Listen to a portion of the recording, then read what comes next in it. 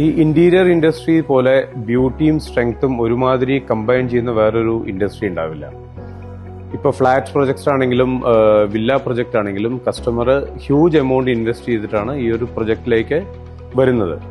അപ്പോൾ അവർക്ക് ശരിക്ക് ബ്യൂട്ടിയും സ്ട്രെങ്ത്തും രണ്ടും കമ്പൈൻഡ് ആയിട്ടുള്ള ഒരു പ്രൊഡക്റ്റാണ് അവർക്ക് വളരെ അത്യാവശ്യമായിട്ടുണ്ടാവുക.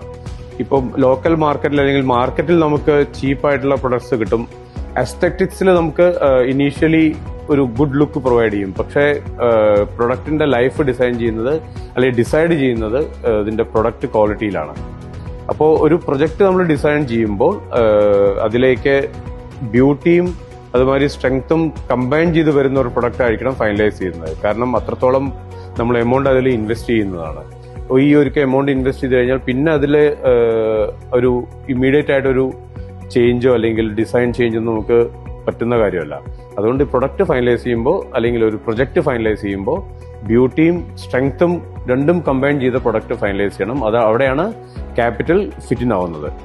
ക്യാപിറ്റലിന്റെ പ്രൊഡക്റ്റ് ഇത് രണ്ടും ബ്യൂട്ടി അല്ലെങ്കിൽ സ്ട്രെങ്ത്തും കമ്പൈൻ ചെയ്ത് നമ്മൾ ഡിസൈൻ ചെയ്തിട്ടുള്ള ഒരു പ്രൊഡക്റ്റാണ്.